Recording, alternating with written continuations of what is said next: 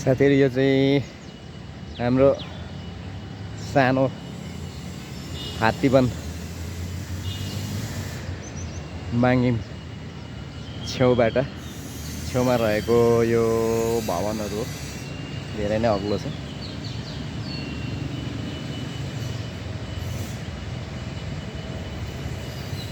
यो हाउसिङ भवन हो।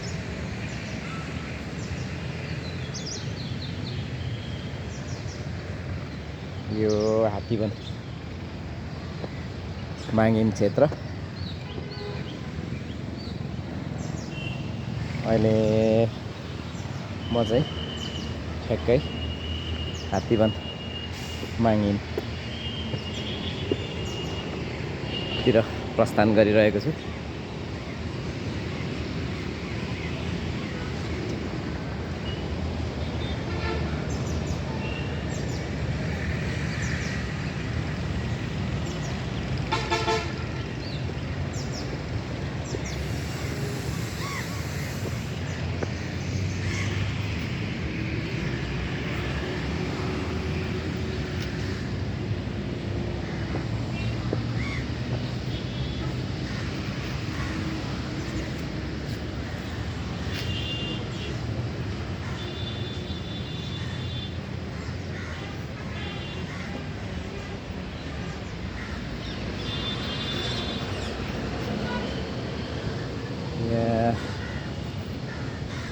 अहिले ठ्याक्कै माङिममा पुगिएको छ।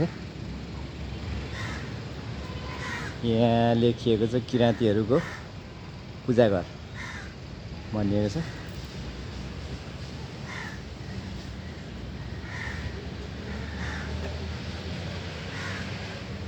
एउटा ढोका यो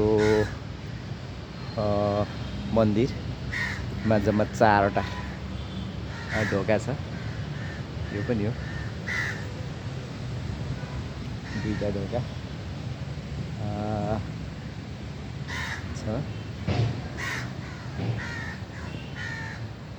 यसमा चाहिँ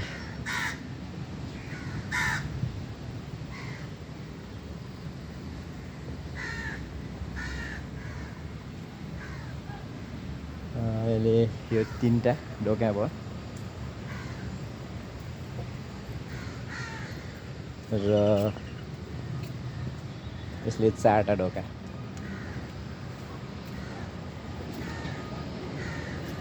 यो 4टा ढोकाको विशेषता फेरि फरक छ। यहाँ 4टा ढोकाको विशेषताहरू भनेको यो माङिममा विभिन्न चाडपर्वमा विभिन्न समुदायहरू किराँती समुदायहरू यस मन्दिरमा भेला हुने गर्छन् र विशेष गरी यो चारद्वारमा विभिन्न समुदायहरूको ढोका आफ्ना आफ्ना ढोका जस्तै हुन्छ।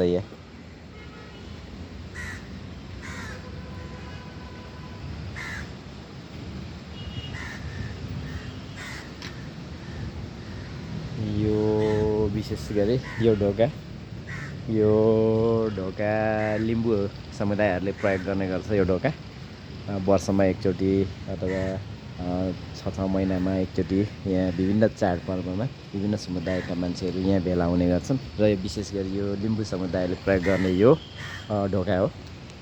यहाँ त्यस बेलामा विभिन्न यस एरियामा चाहिँ लिम्बू कल्चर्स झल्किने च्याब्रुङ धान नाच आदि चाहिँ यस भित्रमा चाहिँ झल्किने खालका संस्कृति परम्पराहरू झल्किने खालका चाहिँ यहाँ चाहिँ नृत्यहरू देखाइन्छ। यो लिम्बूहरूले प्रयोग गर्छ यो र यो छ। यसमा चाहिँ यो राईहरूले प्रयोग गर्छ यो ढोका। यसमा चाहिँ राई समुदायहरूको विभिन्न सांस्कृतिक झल्कने धार्मिक सांस्कृतिक झल्कने यसमा चाहिँ विभिन्न सकेला नृत्यहरू प्रस्तुत हुन्छ। यसमा नि र विभिन्न प्रकारका नेवार के अरे राई समुदायहरूका संस्कृति झल्किने नृत्यहरू बाजागाजाहरू यस ठाउँमा चाहिँ गरिन्छ त्यस बेला। र यो चाहिँ छ यो चाहिँ सुनुवार दनुवार अथवा सुनुवार जातिले प्रयोग गर्छ यो ढोका। यो ढोकामा पनि सुनुवार जातिहरूले चाहिँ आफ्नो संस्कृति झल्कने खालका विभिन्न किसिमका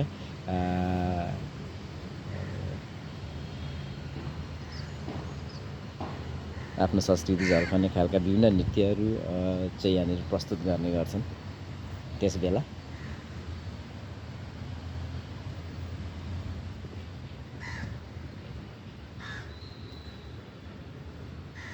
त्यस्तै छ,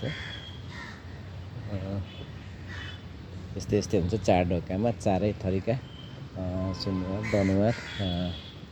यसमा चाहिँ के भनेर लेखिएको छ भने यो चाहिँ याक्खा समुदायहरूको होला। यो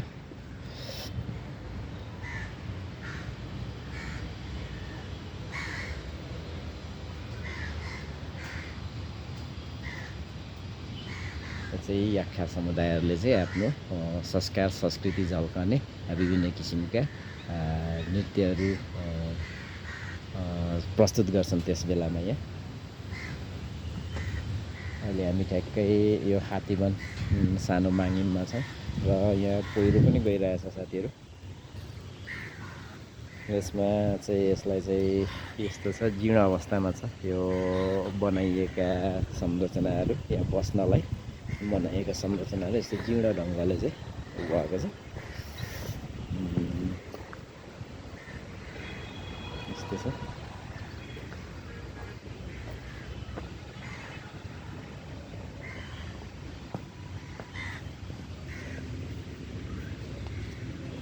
यहाँ तलतिर चाहिँ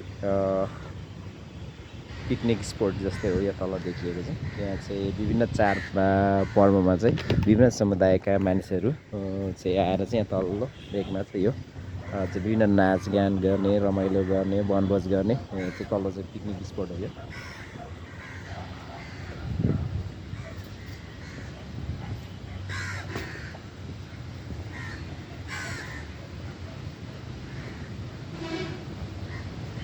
निकै नै सुन्दर ठाउँमा निकै नै क्षेत्रफलमा रहेको छ यो सानो हात्तीबन किरात माङहिम।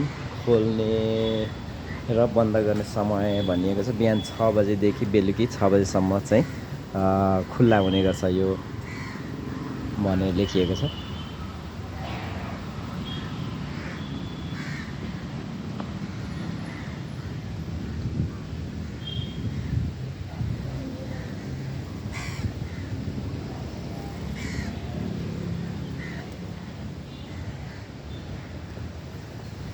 अति नै सुन्दर देखिन्छ यो ठाउँ। यो ठाउँबाट राम्रा दृश्यहरू पनि अवलोकन गर्न सकिन्छ। यो सानो त्यो देखिएको एकै किसिमको पनि हाउजिङ नै हो। त्यस पछाडि उता अग्लो अग्लो देखिएको छ, त्यहाँनिर पनि त्यो हाउजिङ नै हो। यस्तो छ, सफा छ, सुन्दर छ हाम्रो पवित्र मुन्दुमी स्थल सानो हात्तीबन।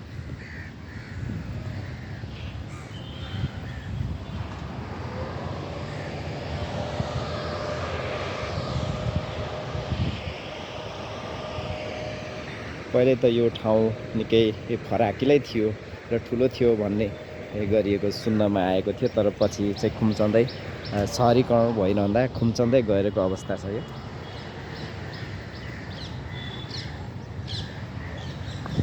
खुम्चँदै आएर अहिलेको हात्तीबनको क्षेत्र, सानो हात्तीबनको क्षेत्र चाहिँ यस्तो छ। यसरी खुम्चिँदै आएछ।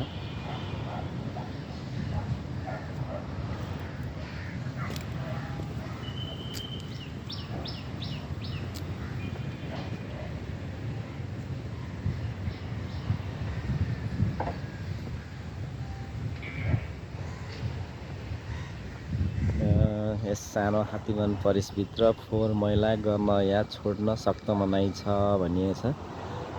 यसरी चाहिँ राखिएको छ सूचना बोर्डहरू। यस्तो छ साथीहरू। यिनीहरूलाई चाहिँ मर्मतको आवश्यकता छ। यिनीहरूलाई अलिकति तलैदेखि चाहिँ सपोर्टिङ वाल लाएर चाहिँ यिनीहरूलाई चाहिँ व्यवस्थित गर्नुपर्ने देखिन्छ। जीर्ण अवस्थामा छ मित्रहरू।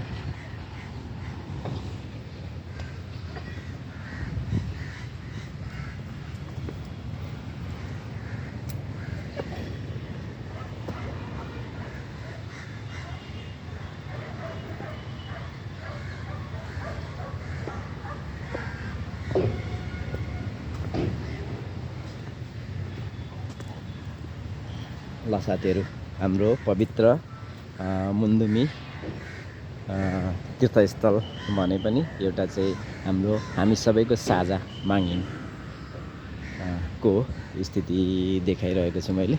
यहाँभित्रको स्थिति चाहिँ यस्तो छ। यो ढोका बाहिरैदेखि म देखाइदिउँ। यस्तो छ भित्र।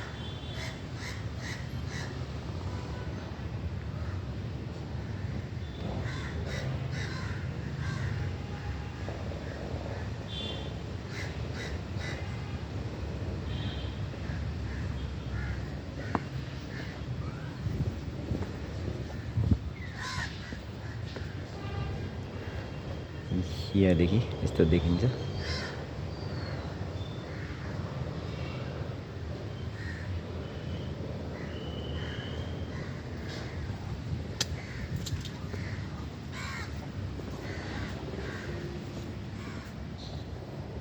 यहाँदेखि यस्तो छ। यो 1 2 3 4 5 6 7 8 9 तलाको हुन्छ यो। देख्दा यस्तो छ साथीहरू। यो भित्र चाहिँ कुन समुदायले कुन विधि अपनाएर चाहिँ पूजा अर्चना गर्दा रहेछन् भन्ने चाहिँ देखाउँछ। कहाँ यहाँ चाहिँ 9 तलाको एउटा चाहिँ पवित्र एउटा सिँढी देखिन्छ भने परतिर चाहिँ एउटा ढोकाबाट यो देखिन्छ भने अर्को ढोकाबाट चाहिँ उता चिन्डो झ्याम्टा आदिहरूको राखेको त्यहाँ देखिन्छ। त्यसरी नै एक समुदायले चाहिँ आफ्नो कुल देवताहरूलाई चाहिँ आएर चाहिँ पूजा अर्चना गर्दै गर्दछन् भने यसरी गर्दछन्। र अर्कोबाट छ यहाँ छ एउटा यो 3 चुला तीनटा ढुङ्गा गाडेर चाहिँ आफ्नो कुल देवताहरूलाई पूजा अर्चना गर्ने ठाउँ यसरी देखिँदैछ। त्यहाँ चुला 3 चुला। यो पनि राई कल्चर राई समुदाय अन्तर्गत पर्दछ। यो पनि